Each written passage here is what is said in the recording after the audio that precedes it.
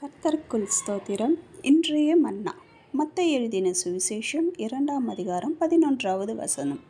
கிழக்கிலிருந்து 3 சாஸ்திரிகள், அதாவது 3 ஞானிகள், குழந்தையாகிய நம்முடைய இயேசு கிறிஸ்துவை பணிந்து கொள்ள வந்தார்கள். அவர்கள் பொன்னையும் தூபவர்க்கத்தையும் வெள்ளைப்போளத்தையும் காணிக்கையாக கொண்டு வந்தார்கள். நம் தேவனுக்கு முதல் பரிசளித்தவர்கள் அவர்கள். முதலில் பரிசு கொண்டு வந்தவர்கள். நம்மை இந்த உலகத்துக்கு பரிசாக நம்மை அனுப்பியுள்ளார். கர்த்தருடைய பிள்ளை என்பதில் நாம் ஆசீர்வதிக்கப்பட்டவர்களாக இருக்கின்றோம். தேவனின் பிள்ளை என்று அழைக்கப்படுவதே மிகப்பெரிய பரிசு. அதுவே மிகப்பெரிய பொக்கிஷம். நாம் நம் தேவனுக்கு ரிட்டர்ன் கிஃப்ட் கொடுக்கணும். என்ன கொடுக்கலாம்? எந்த பரிசு கர்த்தருக்கு பிரியமானது உங்களுக்கு தெரியுமா?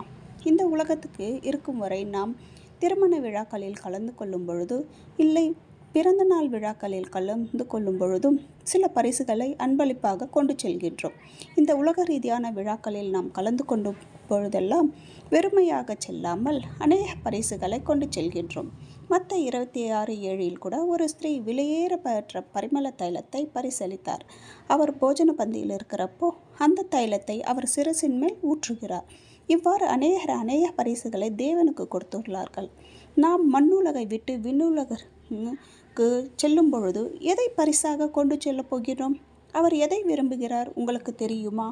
நம் ஆத்துமாவை நாம் பாதுகாத்து கொள்வது மட்டுமல்லாமல் இன்னும் அநேக ஆத்மாக்களை நாம் பரலோகத்துக்கு கொண்டு செல்ல வேண்டும்.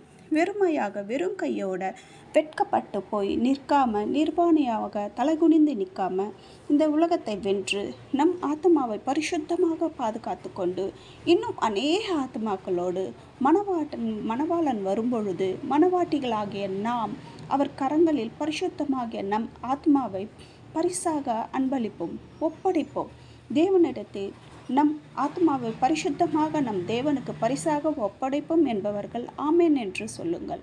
இதுவரை நாம் எப்படி இருந்தாலும் சரி, இன்றைய தினம் நமக்கு ஒரு புதிய ஆத்மாவை நமக்கு தேவன் அருள செய்ய போகிறார். ஆமேன். ஹல்லேலூயா. ஸ்தோத்திரம்.